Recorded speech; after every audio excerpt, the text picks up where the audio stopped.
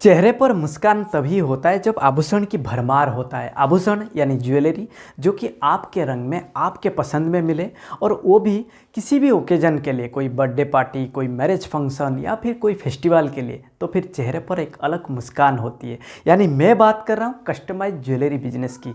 देखिए, jewellery business में ना कस्टमाइज ज्वेलरी बिजनेस एक अलग पहचान क्रिएट कर चुका है। खाली भारतवर्ष में नहीं, पूरे दुनिया भर में कस्टमाइज ज्वेलरी बिजनेस एक अलग पहचान क्रिएट कर चुका है। यानी आज के टाइम पे लोगों का जो लाइफस्टाइल है, ये ज़्यादातर ना कस्टमाइज ज्वेलरी को ही पसंद कर रहे हैं। तो ऐसे में कस्टमाइज ज्वेलरी का मतलब क्या है? देखिए, कस्टमर के द्वारा दिए गए ऑर्डर पर बनाया जाता है।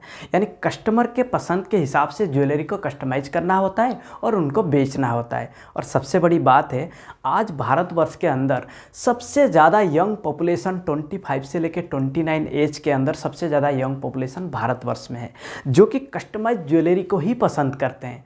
तो इसीलिए आज इस वीडियो के अंदर मैं आपको बताऊंगा कस्टमाइज ज्वेलरी बिजनेस को आप कैसे शुरुआत कर सकते हैं। कुछ स्टेप्स, जैसे कि आप मार्केट रिसर्च कैसे करेंगे, प्रोडक्ट के बारे में नॉलेज कैसे रखेंगे, कौन सा लोकेशन में आप अपना बिजनेस को शुरुआत करेंगे, कौन सा लाइसेंस और रजिस्ट्रेशन की ज़रूरत होगी, और ज्वेलरी को कस्टमाइज करने के लिए कौन सा टूल्स और इक्विपमेंट की ज़रूरत होगी, मार्केटिंग और ब्रांडिंग आप कैसे करेंगे। इसके अलावा देखिए, ज्वेलरी में ना भारत के अंदर सबसे ज़्यादा गोल्ड को ही लोग प्रीफर करते हैं। तो ऐसे में गोल्ड को आप कहाँ से खरीदें, और गोल्ड के बारे में कुछ कंप्लीट डिटेल जो कि मैं आपको बताऊंगा वीडियो के अंत में।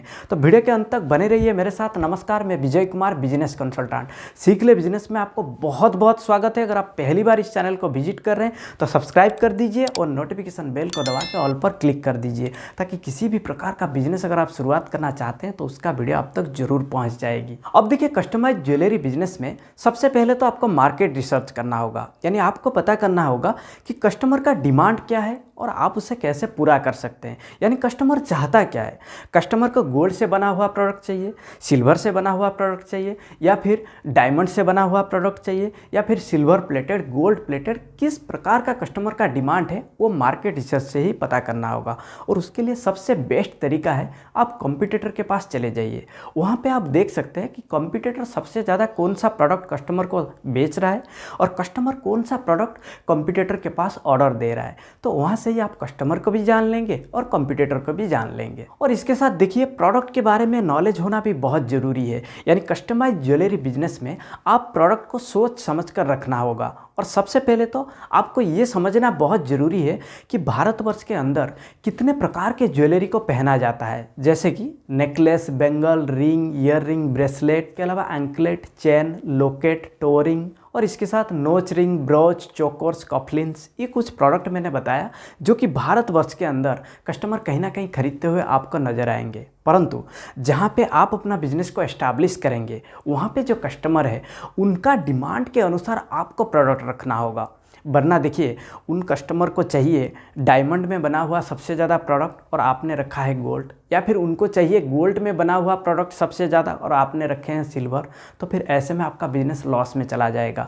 इसीलिए आपको प्रोडक्ट बहुत सोच समझ कर रखना होगा। अब देखिए, कस्टमाइज ज्वेलरी बिजनेस में लोकेशन बहुत ही महत्वपूर्ण है। यानी आप अपना बिजनेस को ऐसे जगह पे शुरुआत करिए जहाँ पे सबसे ज़्यादा कस्टमर का आना जाना रहे और कस्टमर आपको आसानी से ढूंढ सके। यानी कोई भी मार्केट प्लेस में जहाँ पे आपको सबसे ज़्यादा कस्टमर का फुटफॉल मिले, ऐसे जगह पे आप अपना बिजनेस को शुरुआत कर सकते हैं। अब देखिए, कस्टमाइज ज्वेलरी बिजनेस में आपको कौन सा लाइसेंस और रजिस्ट्रेशन की ज़रूरत होगी। देखिए, सबसे पहले आपको ज़रूरत होगी shop and establishment act registration.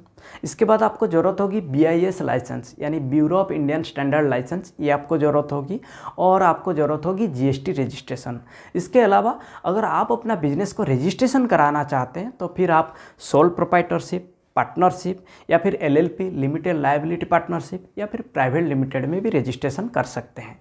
अब देखिए, कस्टमाइज ज्वेलरी बिजनेस में ज्वेलरी को कस्टमाइज करने के लिए आपको कौन सा टूल्स और इक्विपमेंट की ज़रूरत होगी। देखिए, सबसे पहले आपको ज़रूरत होगी jewellery pliers and cutters, looping pliers, looping mandrel pliers, eye pins, jewellery soldering tools, jewellery suppliers, metal stamping tools, tweezers, और इसके अलावा आपको ज़रूरत होगी shaping and polishing, jewellery packing and display, hammer and mallet की ज़रूरत होगी, और इसके साथ wire wrapping tools, bracelet tools, ring making suppliers, jewellery loupe magnifiers और कैलिपर्स एंड गेज की ज़रूरत होगी, और इसके अलावा ज्वेलरी स्केल और ज्वेलरी डाई की ज़रूरत होगी। देखिए ये कुछ टूल्स और इक्विपमेंट मैंने आपको बताया, परंतु कस्टमर के डिमांड के अनुसार जो प्रोडक्ट आप बनाएंगे उस प्रोडक्ट के हिसाब से आपको जो भी टूल्स और इक्विपमेंट की ज़रूरत होगी आपको खरीदना होगा। अब देखिए कस्टमाइज ज्वेलरी बिजनेस में अब मार्केटिंग को कैसे करें। देखिए मार्केटिंग को ना आप दो तरीके से कर सकते हैं, एक होता है ऑफलाइन, एक होता है ऑनलाइन। अगर आप ऑफलाइन मार्केटिंग करना चाहते हैं तो सबसे पहले आप अपना लोकल में पम्पलेट को डिस्ट्रीब्यूट कर सकते हैं। अगर आपका बजट अलाउ करता है तो फिर आप टीवी पे ऐड रन कर सकते हैं, आप लोकल न्यूज़पेपर पे ऐड दे सकते हैं। इसके अलावा अगर आप ऑनलाइन मार्केटिंग करना चाहते हैं तो सबसे पहले आपको सोशल मीडिया को इस्तेमाल करना होगा, यानी फेसबुक, इंस्टाग्राम, यूट्यूब को इस्तेमाल करना होगा। परंतु मेरा मानना है अगर आप इंस्टाग्राम पे ज़्यादा से ज़्यादा पोस्ट करेंगे तो आप अपना टारगेट ऑडियंस तक पहुंच सकते हैं।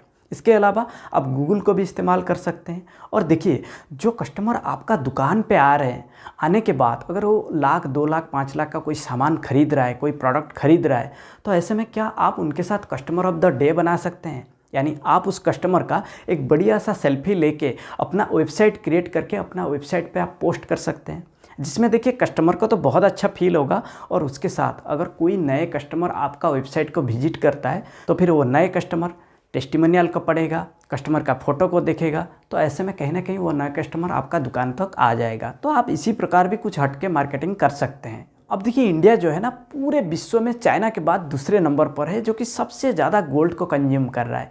यानी हमारे देश में जो ज्वेलरी लोग पहनते हैं वो सबसे ज़्यादा गोल्ड में बना हुआ ज्वेलरी को लोग पहनते हैं। तो ऐसे में आप गोल्ड को कहाँ से खरीदें, या फिर गोल्ड के बारे में कंप्लीट डिटेल आपके पास होना चाहिए। जैसे कि गोल्ड का जो कलर है ना ये 3 प्रकार में होता है, एक होता है वाइट, एक होता है रोज, एक होता है येलो। और गोल्ड का जो प्योरिटी है ये गोल्ड का ना कैरेट से ही पता चलता है। जैसे कि 24 कैरेट का जो गोल्ड है उसका प्योरिटी 99.9%, यानी इसका जो हॉलमार्क स्टैंपिंग होता है ना वो 999 होता है। और आपने देखे होंगे जब 22 कैरेट का गोल्ड होता है इसका भी प्योरिटी होता है 91.6%, यानी इसका जो हॉलमार्क स्टैंपिंग होता है 916 इसका हॉलमार्क स्टैंपिंग होता है। ऐसे ही 20 कैरेट भी होता है, 18 कैरेट और 14 कैरेट भी होता है। परंतु देखिए जो प्योर गोल्ड होता है ना ये 24 कैरेट में होता है, और उसमें ज्वेलरी बनाने के लिए कुछ मेटल को भी जोड़ा जाता है, क्योंकि जो प्योर गोल्ड होता है ये सॉफ्ट होता है, तो उसके साथ कुछ मेटल को जोड़ा जाता है जैसे कि सिल्वर, कॉपर, जिंक और निकेल, ताकि ज्वेलरी बनाने में वो मजबूती दे सके। यानी गोल्ड को निकालना और कस्टमर के पास पहुंचाने तक ये कुछ प्रोसेस होता है। जैसे कि देखिए सबसे पहले किसी भी माइनिंग से गोल्ड को निकाला जाता है, और निकालने के बाद इसको रिफाइनिंग किया जाता है, और रिफाइनिंग होने के बाद एक प्योर गोल्ड मिलता है जिसको कहते हैं गोल्ड बुलियन। यानी जो गोल्ड बार होता है ना इसको कहते हैं गोल्ड बुलियन। ये बिल्कुल प्योर गोल्ड होता है, बहुत सॉफ्ट होता है। अब देखिए इसको खरीदता कौन है, एक मैन्युफैक्चरर खरीदता है, और मैन्युफैक्चरर खरीदने के बाद वो अपने हिसाब से जो भी डिज़ाइन देना चाहता है डिज़ाइन देता है। उसके बाद फाइनली उसे डिस्ट्रीब्यूटर से होलसेलर से एक रिटेल शोरूम से होते होते कस्टमर तक पहुंचता है। यानी एज ए मैन्युफैक्चरर जब आप खरीदेंगे आप गोल्ड बुलियन को खरीदेंगे, यानी आप प्योर गोल्ड को खरीदेंगे। परंतु ये आप खरीदेंगे कैसे? देखिए आप ना इसको 2 तरीके से खरीद सकते हैं, एक होता है ऑनलाइन, एक होता है ऑफलाइन। अगर आप ऑनलाइन खरीदना चाहते हैं तो ऑनलाइन में बहुत सारे डीलर हैं जैसे कि जेएम बुलियन, एचडी बुलियन, या फिर अगर आप बैंक से खरीदना चाहते हैं तो एचडीएफसी बैंक, एक्सिस बैंक या फिर आईसीआईसीआई बैंक से भी आप खरीद सकते हैं। इसके बाद देखिए अगर आप ऑफलाइन खरीदना चाहते हैं तो ऑफलाइन में ना बहुत सारे लोकल डीलर होते हैं, उनके पास आप फिजिकली जाके सोने को देख के आप बाई कैश भी वहाँ से खरीद सकते हैं। परंतु जब आप लोकल डीलर से खरीदेंगे तो वहाँ पे अगर आप लो वॉल्यूम पे खरीद रहे हैं तो हो सकता है वो आपसे थोड़ा ज़्यादा प्राइस ले। यानी चाहे आप ऑनलाइन खरीदें या फिर ऑफलाइन, अगर आपका वॉल्यूम कम हो तो हो सकता है आपसे वो लोग थोड़ा ज़्यादा प्राइस मांग ले। ऐसे में देखिए अगर आप इंडिया के बाहर जाके अगर आप खरीदना चाहते हैं चीपेस्ट प्राइस में, तभी आप खरीद सकते हैं। दुबई, सऊदी अरबिया या फिर हांगकांग में जाके आप चीपेस्ट प्राइस में भी सोने को खरीद सकते हैं। अब देखिए नॉर्मली कस्टमाइज ज्वेलरी बिजनेस को अगर आप छोटे स्तर पे करना चाहते हैं तो फिर आपको कोई टेंशन लेने की ज़रूरत नहीं है, क्योंकि आपको डिस्प्ले वाला सामान रखना होता है। जब कस्टमर आपके पास आते हैं तो आप डिस्प्ले वाला सामान को दिखा सकते हैं, वहाँ से कस्टमर पसंद करेंगे और आपको एडवांस भी दे के जाएंगे। तो फिर आप उनका ज्वेलरी को बनाएंगे और उनको सेल करेंगे और आप अपना प्रॉफिट कमाएंगे। तो देखिए इसमें बिजनेस करना ना बहुत आसान होता है।